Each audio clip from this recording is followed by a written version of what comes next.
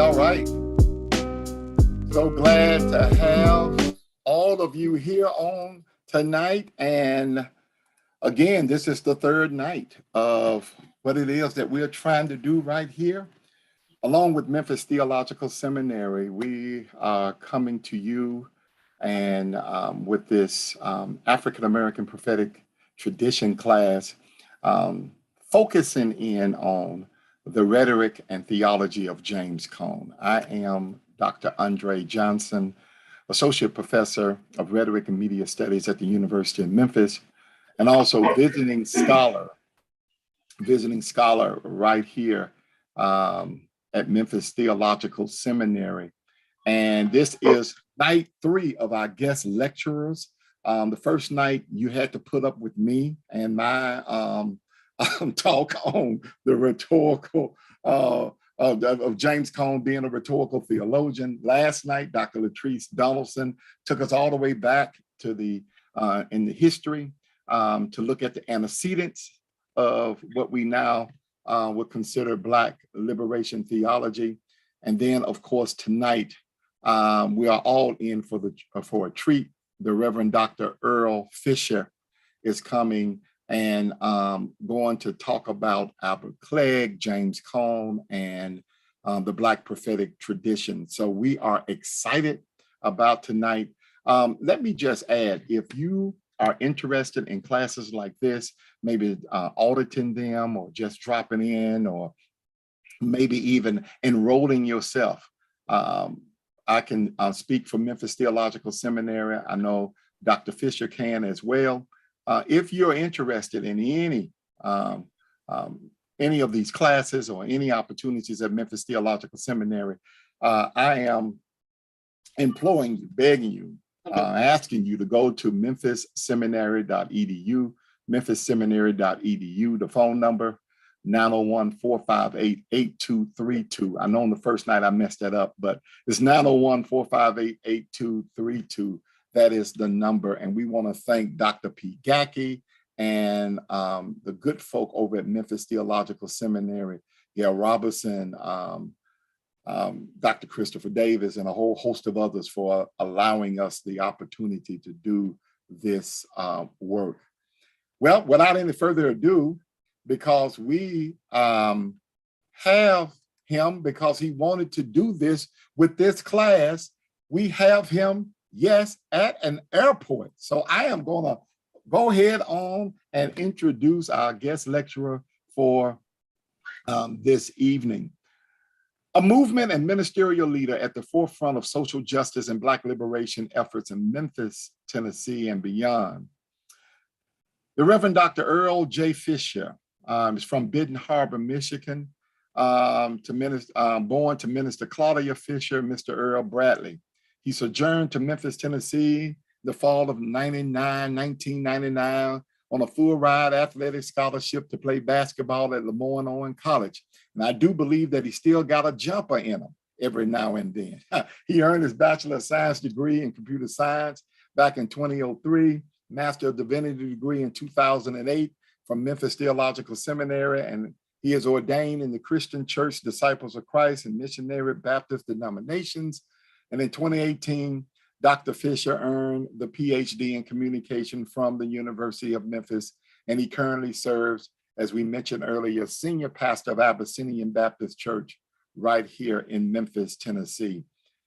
He's a community organizer. He co-organized the Memphis Grassroots Organizations Coalitions in 2015 in the response to the brutal death and murder, I will add, of Darius Stewart by Memphis police officer Connie Schilling, spearheading initiatives in criminal justice reform, media accountability, the removal of Confederate monuments, and voter empowerment. Dr. Fisher formed Up the Vote 901 in November of 2017 to, quote, give more political power to more people and to increase voter turnout in Memphis and in Shelby County. Now, Dr. Fisher teaches religion and humanities at several local colleges and universities, and is the 2019-2020 Henry Logan Starks Fellow at Memphis Theological Seminary, where he continues to serve as an adjunct professor. He continues to provide necessary insight as a pastor, professor, and urban prophet. Dr. Fisher, and he'll talk a little bit about this tonight, is the author of The Reintroduction of the Black Messiah, Reverend Albert Clegg Jr. and the Black Prophetic Tradition, and two provocative essays, Brother Malcolm, Dr. King, and Black Power, and Introducing Sermonic Militancy, a call towards more revolutionary homiletics and hermeneutics. Dr. Fisher is a proud member of Alpha Phi Alpha, that's our right, Fraternity Incorporated, husband, as he liked to say, of one wife, Denise, and father of one son, Jalen, believer in one God, friend and mentor to many. I am just so honored that we had him. We could get him tonight as he's traveling. Doc, what's going on, man? So good to have you here, man. Thank you. Dr. Dre, it's an honor, man. I hope first and foremost I'm coming through clearly and everybody can hear me. Secondly, if that's the case, I also hope that you would accept my deepest and most profound gratitude and appreciation for what you mean to me. I think most folks can appreciate me saying most of what you read, even though I can't believe you read it. You're wrong for reading it, okay? You know me way better than that.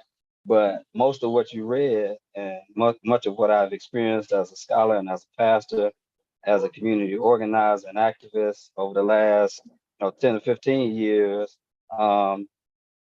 you've been deeply involved, very influential, helping to advise a brother in a lot of ways, especially from the scholastic standpoint. I've said this in print, I might as well say it again in public. You creating the platform of the field of rhetoric, race, and religion as a angle into the discipline of communication and religious studies is something that I continue to tread in the waters of. And I continue to try to brag and say, y'all do know when Dr. Johnson coined that phrase, I was there. I can tell y'all where he was. He was at the National Council of Black Studies. I think the year was about 2012 or 2013. He was in Atlanta on Peachtree Street, and I won't tell y'all what he was drinking. But long story less long, Dr. Drake, thank you for providing me with the opportunity to, discuss some of this work with your class. I'm excited about having a conversation about the relationship between Albert Cleage Jr. and James Howard Cone. Let me say it this way. Dr. Drake continues to push me into some stuff. And so far as writing is concerned, not only with his provocative tweets and Facebook posts where he'd be talking about how's the writing coming, and I feel like he cussing at me when he say that, but also this opportunity here to lecture about this particular topic pushed me to make some declarations and put some things in print that I have been musing about for quite some time. So I'll share my initial thoughts about this particular lecture and hopefully have some conversation. And again, Dr. Dre, I can't say thank you enough, even though you went first and then Dr. Donaldson went too, so y'all set the bar real high for a brother. I want to use as the framework for my reflections for this class and this conversation what I'm calling my very good friend, ? The conspicuous collegiality and complementarity of Reverend Albert Cleage Jr. and Dr. James Howard Cone. My very good friend, ? The conspicuous collegiality and complementarity of Reverend Albert Cleage Jr. and Dr. James Howard Cone. The tensions of the Black power, the civil rights and Black freedom and the Black faith movements were on full display in the 1960s. Tentacles of this tension extend beyond the Congregational Church into the hall of the Academy as the Black consciousness movement required a reckoning of research institutions with their racial insensitivity and ignorance. And yes, I'm talking about 1960s, even though that still applies today. Albert Cleage Jr., for those who don't know, former pastor of the former Central United Church of Christ in Detroit, Michigan, a church he would later rename and rebrand as the Shrine of the Black Madonna. He would emerge as a pivotal and prophetic figure in this moment of peculiar political unrest within and beyond the Black faith community. Cleage was a pastor preaching to his people about Black power, a Black Messiah, and the role Christianity should and could play in the revolutionary movement and moment. Cleage's sermonic material impacts this discussion directly in the field of religious studies. In chapter 5 of my aforementioned book, thank you, Dr. Dre, Albert Cleage Jr. and the Black prophetic tradition, I placed Cleage in conversation and contradistinction with one of his contemporaries, Dr. James Howard Cone. James Cone emerges in the late 1960s and early 1970s as a premier academic voice in Black theology. His voice, in unique ways, was shaped by and supplemented by Albert Cleage Jr. The two knew each other, in all likelihood, rather well. Far from strangers, it's hard to tell the extent and exact nature of their relationship. As the current Jeramogi and Holy Patriarch of a denomination that Albert Cleage Jr. started and founded through the shrine, it's called the Pan-African Orthodox Christian Church. Bishop Kamathi Nelson noted to me in a conversation at the shrine several years ago, quote, Dr. Cone was teaching at Albion College in Michigan as Cleage was teaching and preaching Black theology at the shrine. Cone would attend the Bible studies and take copious notes, end quote. Cone and Cleage's collegiality is complicated, yet their works on Black theology and Black power, in my estimation, complement each other when read in contrast. Chapter 5 of my book looks intently at the excerpts from Cleage's sermons, Brother Malcolm and Dr. King and Black Power, and put them in conversation with excerpts from Cone's book, Martin and Malcolm in America. The chapter shows the variance in perspectives and theological convictions, as well as the rhetorical strategies employed by Cleage and Cone to make their case for the most faithful engagement with Malcolm and Martin's contributions to civil rights, Black power, and Black theology. But to best understand their relationship and its potential complementarity, I believe we should do tonight a rather brief excursion of some of their writings and see what ways their relationship evolves, what ways they overlap and diverge, and how their respective platforms served the broader thrust of what we could call Black liberationist proclamations. So let me talk for a few minutes about Clegg's contributions to Black theology. Albert Clegg Jr. has been included in the litany of the forefathers of Black theology, along with James Harold Cone, J.D. Otis Roberts, and Dwight Hopkins. However, Clegg does stand apart from the others in unique ways. In William Jones's work entitled Is God a White Racist? A Preamble to Black Theology, Jones finds Clegg's contributions, along with other more recognizable theologians, incomplete, but still too insignificant to be ignored. Here's what Jones writes, quote, each of the current Black theologians, Albert Clegg, James Cone, Major Jones, J.D. Otis Roberts, and Joseph Washington, has answered in his own way Du Bois's perplexing question, what meaneth Black suffering? However, Jones says, their answers individually and collectively compound the confusion of an already inscrutable mystery. They have painstakingly drawn a theological roadmap to guide the Black faithful from distorted conceptions to prophetic enlightenment. But the road is full of logical loopholes, Jones says, theological washouts and elaborate but unsound detours. Consequently, he says, the theological terrain they have scouted must be surveyed again, end quote. Now, this above block quote exemplifies how Clegg has been synthesized with other Black theologians of his day. However, Jones does not offer the nuances that I believe are necessary. So I find Jones's critique of Clegg and others aggressive but still acute. I contend that Clegg must be included in the litany of necessary personalities of interest and investigation, but not because I believe Clegg's rhetoric and theology is flawless. No, like Jones, I do not find Clegg's contribution infallible, but I do find it irreplaceable. His commentary on James Cone in particular, and for the purposes of our conversation tonight, is absolutely necessary to understand Cone's rhetorical theology, or understand Cone as Dr. Johnson is putting together in this class, a rhetorical theologian. So let me talk a little bit about Clegg on Cone. Clegg does not mention Cone directly in Clegg's book, The Black Messiah, which was published in 1968. Make note of that. This is rather understandable, however, because if Cone had yet to break through as a scholar with a modest pastoral tenure in Arkansas prior to his arrival at Albion College, it will make sense that Clegg did not see Cone as significant enough yet to refer to him sermonically while addressing his congregation at the shrine during Sunday services in the heat of the Black Power movement. However, in Clegg's subsequent text, Black Christian Nationalism, published in 1972, make note of that, I'm doing some chronology. In the introduction, there's a footnote addressing a claim Clegg makes, saying, quote, unless we can discard the white man's individualistic slave theology and accept a Black theology which emphasizes the Black nation and a communal way of life in a promised land here on earth, making it possible for the Black church to become relevant to our liberation struggle, Black people are doomed to genocide or an eternal hell on earth, end quote. Now, as provocative as that claim is in its historical, cultural, and chronological context, the footnote itself is even more remarkable.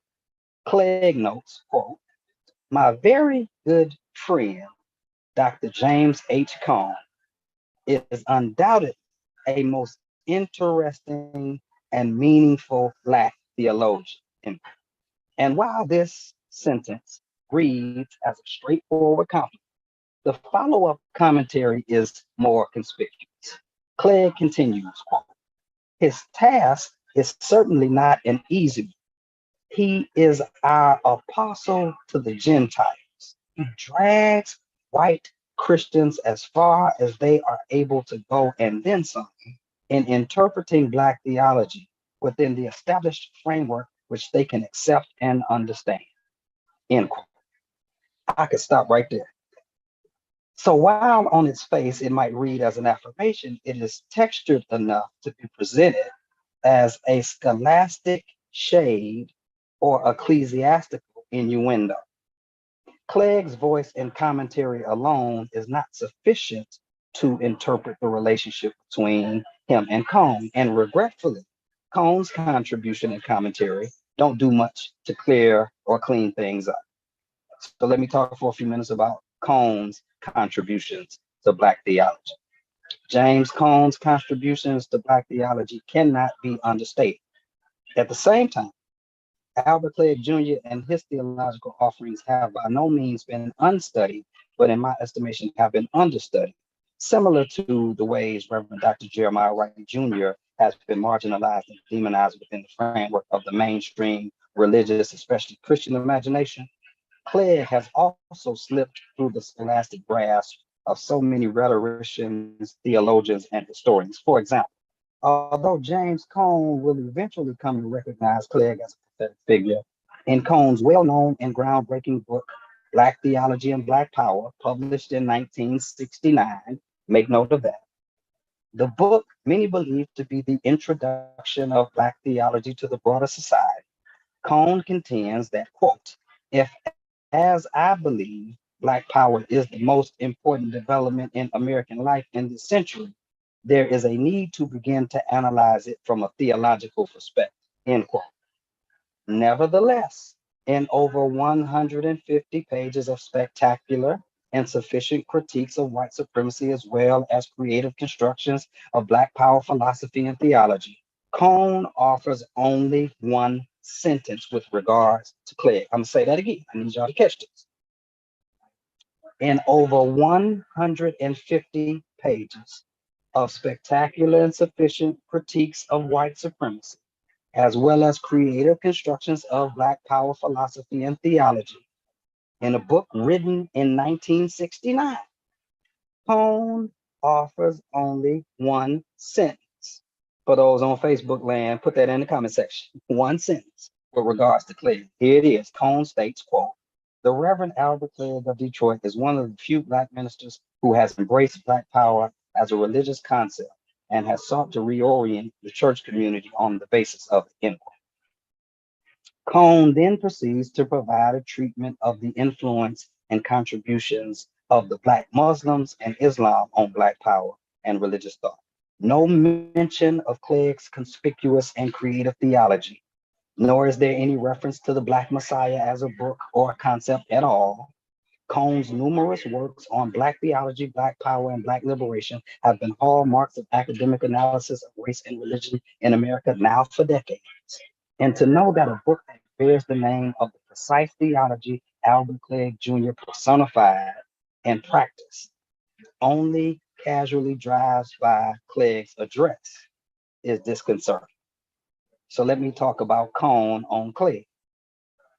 In some of Cone's later works, he mentions Clegg either in passing or at length, but too often in footnotes and not directly dealt with in ways that would reveal the depth of their interactions and relationships. In a book entitled Black Theology of Liberation, published in 1970, make note of that. Cone is about 1/3 into the book before he mentions Clegg saying, quote, Black theology must realize that the white Jesus has no place in the Black community, and it is our task to destroy it. We must replace him with the Black Messiah, as Albert Clegg would say, a Messiah who sees his existence as inseparable from Black liberation and destruction of white racism, end quote. 3/4 of the way through the book, Cone says, quote, Black theology must show that the Reverend Albert Clegg's description of Jesus as the Black Messiah is not the product of a mind distorted by its own oppressed condition, but is rather the most meaningful Christological statement in our time. any other statement about Jesus Christ is at best irrelevant and at worst blasphemous, end quote. Not many pages thereafter, Cone refers to Cleage again as being, quote, not too far wrong when he describes Jesus as a Black Jew. And he is certainly on solid theological grounds when he describes Christ as the Black Messiah, end quote. Cone's concluding comment on Cleage is found in a footnote. Somebody type footnote. That cites Cleage's book, The Black Messiah, and expounds upon Cone's first mention of him. The footnote reads, quote, see this book, referring to the Black Messiah, published by Sheed and Ward, 1968. Cone says, I should point out that my intention is not to suggest that my view of Christ is identical to Reverend Cleage. Our perspectives do differ at points, but more importantly, we share in common the belief that Christ is Black. It is also appropriate to express my indebtedness to his excellent work in this area, end quote. That's in a footnote. Now, there are other important and impactful places that Cone refers to Cleage and Cleage's work, both ecclesiastical and literary, as laudable. In a 1974 dissertation by Myron Elizabeth Lewis, now known as Ma Haley, wife of Alex Haley, entitled Cleage, semicolon, a rhetorical study of Black religious nationalism. The opening epigraph cites a statement made by Cone. The epigraph reads, quote, in my estimation, usually when I read this like this in my book too, and I use Cone's voice here, because it just seems like somebody should say in Cone's voice. In my estimation, Cleage is a prophet. He says, if you read the Old Testament, you will see good parallels. No, Cone says, I find no problem with that notion at all. He is a prophet, end quote. Let me try to turn the corner and talk about Cleage and Cone's controversial collegiality. It is not hard to tell that Cleage and Cone's relationship is substantive enough to be collegial, even when it may not be complimentary. It remains conspicuous and complicated as we consider what has and has not been said as of the early 1970s. Why hasn't Cone been more thoughtful and thorough in his engagement with such an instrumental and impactful figure? We can speculate and offer conjecture, but there is nothing they provide that is concrete enough for us to draw conclusions with incontestable certainty. That said, there are at least two more instances where Cone discusses Cleage that add more flavor to their affair. Another footnote, somebody type footnote, found in Cone's 1984 text, For My People, discusses in more detail where Cone sees divergence between himself and Cleage. The footnote is preceded by Cone's concession that Cleage deserves distinct acknowledgement in the development of Black theology. Cone writes, quote, Albert Cleage's role in the development of Black theology should also be acknowledged. He too, Cone says, was an active member in the early formation of the NCBC, National Council of Black Churches, I believe it is, and had been closely associated with the life and thought of Malcolm X. He renamed his church the Shrine of the Black Madonna and began his efforts towards the development of Black Christian nationalism. Among the Black clergy, Cleage was the most radical in his nationalism and eventually became too much of a separatist for most NCBC members, end quote. Cone continues, quote, but before Cleage left NCBC, he played a significant role in laying the foundation for Black theology. His book, The Black Messiah, published in 1968, was an important publication event for the Black church. Although, Cone says, it was homiletical and not technically theological. Just as an aside, Dr. Dre, correct me if I'm wrong, but the argument that people like yourself, myself, and Dr. Frank Thomas and others make is that preaching is inherently theological and rhetorical. Yes, I'll come back to sir. that in conversation, but this is what Cone says. He says, although it was homiletical and not technically theological, it was the first significant text of the 1960s that joined Christianity and Black history as defined by the ideology of Black nationalism, end quote. That's a rather intriguing segue into what the footnote, would ultimately detail about their discursive differences. Here's what Cone notes. I need to quote him at length, so bear with me and I'm about done. Cone notes, quote, perhaps I should say a word about the differences between Albert Clegg and myself. There are many, but they all stem from one central difference, the theological value of skin color. I do not believe that God has created Blacks with more propensity towards the good than whites or any other people. All persons were created in the image of God, and all have sinned against creation, claiming for ourselves more than we are. He says, furthermore, I do not share Clegg's historical judgment about the Black nation of Israel. Or, don't miss this, Cone says he doesn't share Clegg's historical judgment about the African origins of Jesus.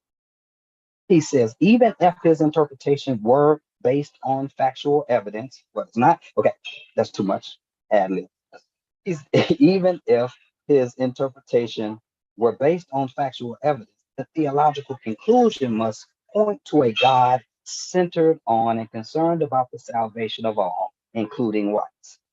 Cone says Clegg's Black Christian nationalism is such a rejection or reaction to white racism, as was Elijah Muhammad's Nation of Islam that influenced him, that he fails completely to recognize the oneness of all human beings.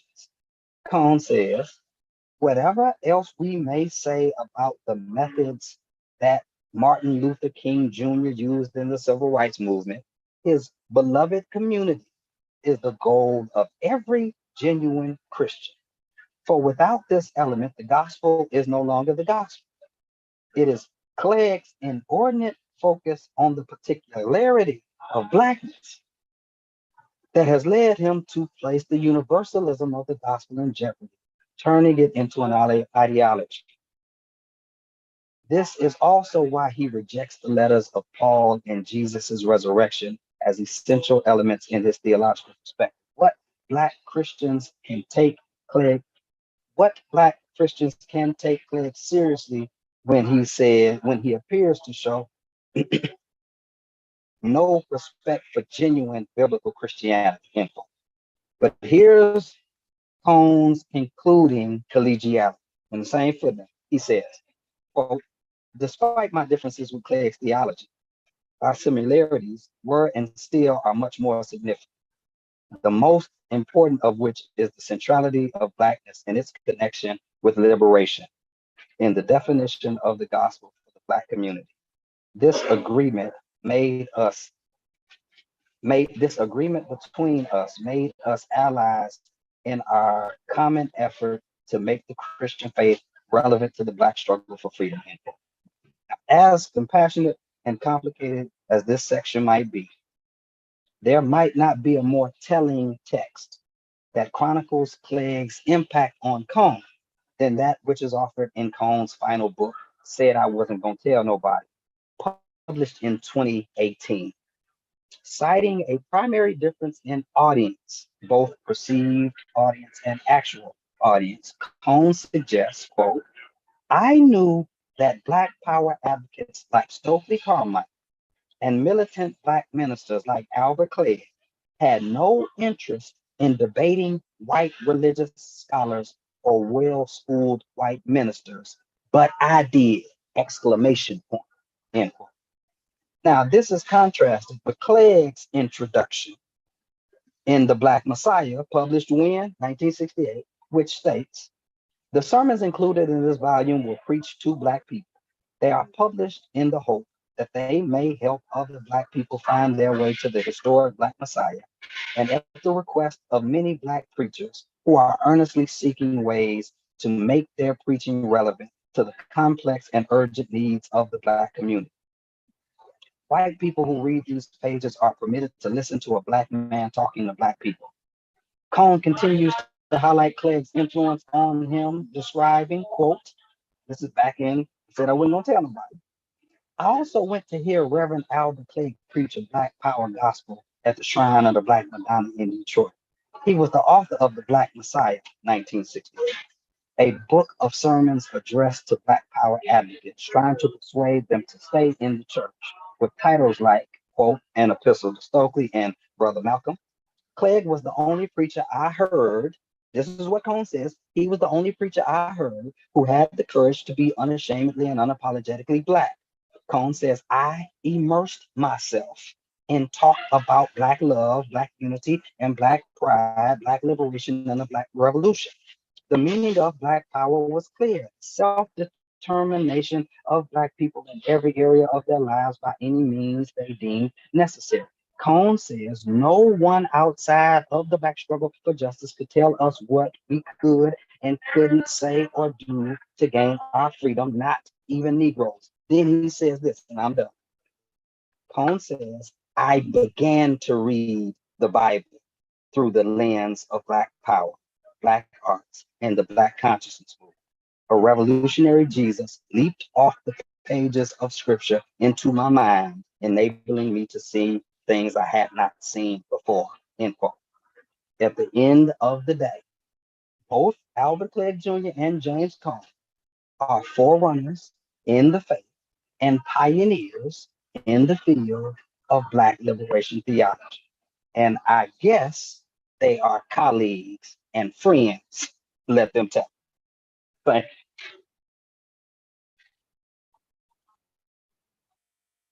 you. Wow, let me just go ahead on and just say you gave us a lot to think about. You did exactly what I thought you were going to do. You understood the assignment, my brother. So I got good mentors, Doc. I got good mentors. Man, listen. So I want to start. We do have a couple of questions on Facebook, but I do want to start with the class. So class, any comments, questions?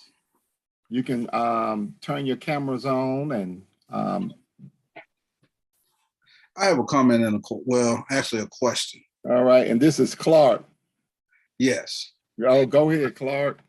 Well, first of all, I appreciate you joining us, Dr. Fisher. You were real insightful, very much in depth of these two works. I want to say I do agree with you that Cone's last piece said I wasn't going to tell nobody. I felt like, even as I was reading it, that it was aimed toward an audience outside of the African-American community. Do you think that some of his other works was as well? Thanks for that. I think most of his works, and he, insofar as concedes this point in a lot of what he writes, like that quote that I lifted up earlier where he said, Clegg and others didn't really want to talk with, white ministers or white theologians, but I did. That lets you know who his primary audience is. However, I feel like when he writes, I said I wasn't going to tell nobody, he's talking more to us than he is talking to the white theological academicians that he had built most of his career talking to. So I would say lastly, in my book, I cite in that 5th chapter a essay written by a Black womanist liberationist theologian in Africa who says Cone really doesn't provide us with a Black theology of liberation. He provides us with a Black theology of legitimization, which is to say, Cone sought to legitimize Black theology in the white academy. And I think that that's valuable and important. And here's why I think Clegg is affirming him, but also kind of like throwing some shade at him, saying he's the apostle to the Gentiles. And he's dragging white Christians as they would go. So, I mean, I'm sure if y'all haven't already, Dr. Johnson is going to discuss with y'all about the importance and the value of audience. And so I even said something earlier about perceived audience, who you think you're talking to, and actual audience, the people who might be physically in front of you, or the people who might be physically reading something that you wrote. And However you construct that audience in your mind impacts the way you construct what you say and how you say it. And so some of what, if not most of what Cone ends up saying, he's not really talking to the Black folks he's talking about. But instead, I wasn't gonna tell nobody. I felt like it was a little bit different. And there's other, like, even for my people. I mean, he tell you in part who he's talking to. But some of those earlier ones, I think his primary audience is the academy, white theologians. All right. Anybody else? Comments, questions? That's good. That's good. You know, Dr. Fisher, one of the reasons why when I first read Black Theology, Black Power, and I began, I mean, that work actually began my scholarship. It was my first peer-reviewed article in Black Theology Journal. So I'm always indebted to Brother Reedy for Dr. Reedy, editor of Black Theology Journal, International Journal, for giving me an opportunity to get that published. But one of the things that I did since in reading that, I always thought he was trying to talk to the academy because he was part of the academy, just got his Ph.D. trying to establish himself. But he had to adopt this prophetic persona in order to do it because he could not do it the way that other theologians of the time were trying to do. And so let me ask you this. Do you think that, because you say in your book, and by the way, this is an excellent book. Let me just shout that out. This is a well-researched, well-written. Thank you, sir. The close readings are tight. You're expansive in your readings, and it was a joy to read the book. I read the dissertation, of course. I read the proposal, but the finished product is awesome, man. I told you that needs to be submitted for some awards. But to my question, I want you to talk a little bit about how much in that first book do you think Cone brought with him of Clegg? And right. I know. Short answer. And I want you to finish the conclusion of that question, but I can say this. No, go ahead. Yeah. Much more than he wrote.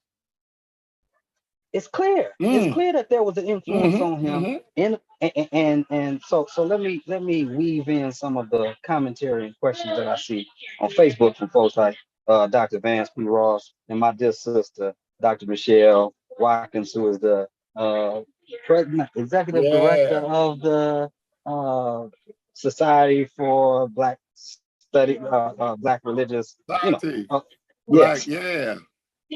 So there is that group we're a part of. Right. You know, all of these acronyms, man. You know, it's kind of hard to keep up with. It's like the alphabet boys, right? But so Michelle is saying that there's something about the regionalism that is involved between Clegg, who grows up in the north in Michigan, Cone, who grows up in the south in Arkansas, and there's something to that. And Vance Ross is asking, you know, what Clegg's relationship and connection to folks like Jeremiah Wright would be. Well, I just so happen to have some conversations with Dr. Wright about his relationship with who he called Al, right? He said they call him Al. And what Dr. Wright confirms for me that I think we can read into what Cone says and doesn't say about Clegg is the academic elitism. Because Clegg is grounded in the church. Clegg has no desire to get a Ph.D. And as such, in that space, that persona that you described, right, Dr. Dre, if you begin to lean too much on someone who is not an academician at that particular time, it might, to use the word I used earlier, delegitimize some of some of Cone's ethos within the academy. So I think all of these things contribute to what he writes and what he doesn't write. But what is clear is there's an influence on him. So that last quote that I cited from said I wasn't gonna tell nobody, it's like he's saying, I wasn't even thinking about this black stuff in this black way until I heard this black guy preaching to his black folks in Detroit at the time. And then I started looking back and I seen all of this and seen all of that. And I'm saying, well, why the hell you didn't say that in the 60s? or the 70s, or the 80s, or the 90s, or the first 10 years of 2000, right? So I think that's part of what makes it so complicated. But there's clearly something about them that there's a mutual something. I don't know if I want to call it respect. I don't know if I want to call it adoration, defiance, whatever. And so at their best, I think they complement each other. And I think at their worst, they contradict each other. Right. Oh, This good is what point. happened I at wanted the you to airport, really. and they're announcing all of the flights and stuff like that. See, that's why I was saying earlier, we are just so honored and privileged to have Dr. Fisher with us tonight. He's jet setting in between flights, took time out for this class. So class, I want to give you an opportunity to ask some more questions or just some general comments before I go to the comments on social media.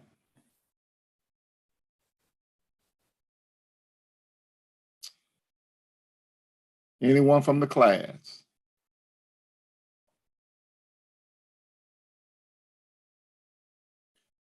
All right. Well, I think I have a question. Go ahead, Clark. Which one of Cone's work do you think is well, I ain't gonna say thing, but which one do you feel is that you appreciate the most? $60 an hour. I can't pick one. Although, you know, I've become more I've gravitated more towards Cleage, you know, Kansas City, and in part, at least two reasons at least. One reason is because I wondered why I didn't hear about him in seminary, and I felt like somebody was trying to keep something from me. Okay, and so now I'm curious, and so that's actually what led to me writing about him while I was in the Ph.D. program. So I looked at how Dr. Johnson, the way he used and utilized the rhetoric and theology of Bishop Henry McNeil Turner. I told him when I seen it, I said, you just trailblazed the path for me because I'm equally interested and intrigued by Cleage. The other thing that has me drawn to Cleage is he's a pastor. And I said at the beginning of my book, like, there's things that Cleage was saying, and I didn't know he was saying it, that sound like the same thing I had said the Sunday before. And so there's that. But I love Cone. This ain't me throwing shade on Cone. I can't pick one book. I mean, I got all of them bad books. You know, for the longest coming out of seminary, I would consider myself to be as much of a Cone head as somebody who studied under him at uni. So Black theology and Black power is serious for my people. The cross and the lynching tree, the gospel and the blues. You know, all of these things are valuable, very valuable in the broader conversation about what Black theology, Black liberation theology, Black liberationist theology, Black liberationist proclamations has been, and is becoming.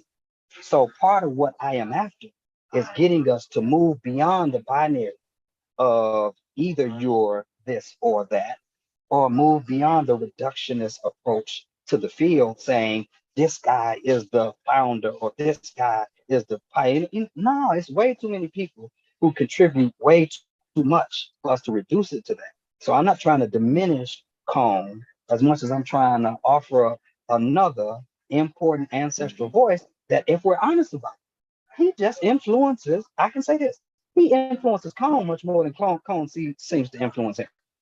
Right. No, and this is why this is key scholarship and class. This is what we're talking about when we're talking about doing your work, trying to find that niche, trying to find that space and place where you can come up or create or dare I even say discover. We use that term very loosely. A untapped thing or untapped position where you can now bring both voices or three voices or four voices together and put them in conversation with one another and introduce to the academy and indeed the world and especially the church other voices. Reverend Vahisha Hassan, Dr. Earle, just mentioned in the chat on Zoom, grateful every time I get to experience Dr. Fisher's brilliance. She's just not as stationary as previous days, but she appreciated every minute of your goodness. So I just wanted to shout her out as well too. I do have another question for you if you got time, Doc. Yep. Because here's what, and I'm going to the book now. I'm going to your book. And Okay. one of the things that really surprised me, the fact that Albert Clegg was talking about, and this is, and Dr. P. Gacky is watching as well too, and he's been commenting in the chat and talking about the academic elitism and all of this. But I think but Clegg was on to something when he talked about the possibility of ordaining activists.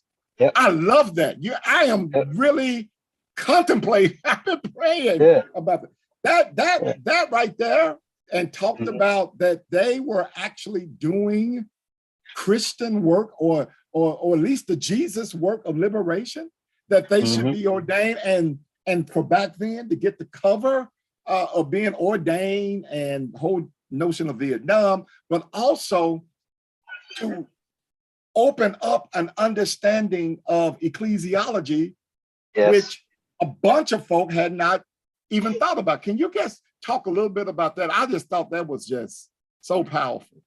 Yeah, I was fascinated by that too. And much like you have contemplated what that would mean. And for those who are unfamiliar with it in the book, it's part of Clegg's conversation with Stokely Carmichael. Yeah. And Clegg's argument is, look, they are literally using political maneuvers to take Black revolutionaries out of the struggle, whether it is by drafting them into war, by locking them up, and many of them would benefit from religious cover. But they have felt that the Black church was so compromised by white evangelical theology, as it still is, that they didn't want to have any association with Christianity because it was viewed as the white man's religion. Well, Clegg, to your point about ecclesiology, is trying to say the people who are out doing this particular type of revolutionary work are embodying the spirit of the Black Messiah. So they are Christians, because to be Christian is to practice the discipline of the Christ. And if Christ is the Black Messiah, everybody who is doing what Jesus did would thereby be Christians. And the people who make up Christianity, or the Christians, are therefore the church. So Clegg is saying this and saying, let me ordain y'all to give y'all this cover, this political cover, this social political cover, and the spiritual cover. Now, what I'm trying to pull in what I cited earlier is where Cone ends up saying something about how people would have been distancing themselves from Clegg because he was too much like the Black. I'm like, I'm not sure where you get that from, Cone. Like, no, that is not what was happening. So for those who are familiar with scholars like Dr. Ben Yochanan, he was ordained at the shrine. Okay, you can go through a whole list of people who were militant, who were revolutionary, who were actively involved in the struggle, whether it was in the academy, whether it was in the church, whether it was in the community, people all throughout Detroit who were members of the Shrine of the Black Madonna. And the shrine was packed. Think about it. The Pan-African Orthodox Christian Church still has thousands of members as part of its denomination to this day. There are still shrines in Atlanta and Detroit and Houston. There's a whole Beulah Land Farm in South Carolina. So this idea that somehow whatever Christianity Clegg was promoting and purporting would not be embraced by a substantial or critical mass of people is just misguided, or it's a lie. Cone knew he was lying. And you know what? When you put it that way, Doc, it then goes back to what we talked about the first day of class. If you remember that passage over there in John, I think 14, when Jesus says, I am the way, the truth, and the life. What is the way? And if a whole bunch of folk are doing the way, are they really the Jesus followers versus the ones who may confess Jesus but do not follow in the way? One last, we don't want to hold, I got time for one more question. I'm looking at, I see a bunch of comments. Oh, this is just everybody just appreciates you, Doc, on Facebook. So I see him. I appreciate the commentary. So let me press this. If anybody else thinks oh, of a question, go I ahead. got about another 10 minutes, but I All found the right. quote that I made in the lecture that I want to reiterate.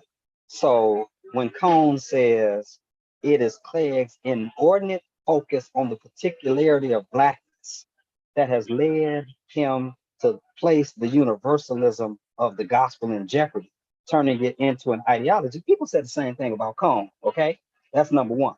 But then he goes on to say, and this is where I feel like Cone is too influenced by white evangelicalism. And we could talk about the AME church. No shade to my dear brother, soon to be Bishop Walter Henry. You know what I'm saying? and I'm a makeshift AME, okay?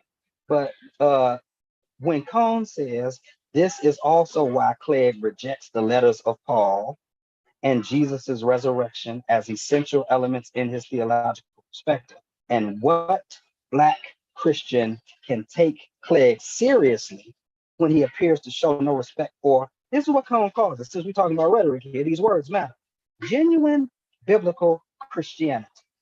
What the hell? Genuine biblical Christianity. You're saying Clegg is not proposing it? That assumes a certain universalist interpretation of what the Bible is and how it's read and what its message is that reeks of white evangelicalism. So I think that it is clear that several Black Christians take and took Clegg seriously, and that what Clegg was proposing and purporting is in many ways in alignment with whatever we can consider to be genuine biblical Christianity, if we consider Christianity in its social, political, cultural, and chronological context and geographical location. Right. All right, class. You got a chance for one more question or comment.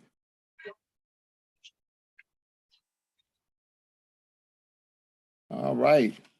Dr. Dre, let me again express before God and all of God's people my profound appreciation for you and my inordinate debt of gratitude for all that you have done for scholars like myself and others. We thank you for paving the way and continuing to lift us up and giving us opportunities to share our ideas on these things. I'm glad that my meager contributions are things that you find affirming to you and to the field. So thanks. Glad to have spent some time with these students at one of my alma maters, and I look forward to hearing about what's going to come out of this class and the other ones. So thanks again, Dr. Dre. Thanks to all y'all who tuned in. Oh my God. Thank you. And we are, okay, class, we are going to take our break right after this. I want to thank everybody who watched us live on the many different platforms. I want to thank you for your engagement and your comments and your questions. I want to thank all of you, of course, for being here, especially some of the guests that are in the Zoom room as well, too. So we are thankful for all of you. And again, if you are interested in classes such as these or others, please go to memphisseminary.edu, memphisseminary.edu. The phone number, if you want to call and talk to someone, 901-458-8232. Tomorrow night, we have another guest lecture that will start at 7 p.m. Central Standard Time. One of my students, Dr. Tom First, pastor of Bluff City Church right here in Memphis. He just like a month ago, defended his dissertation, and he's going to talk a little bit about it as talking about Black prophecy, Hebrew prophecy, and Black liberation theology. So please join us for that as well.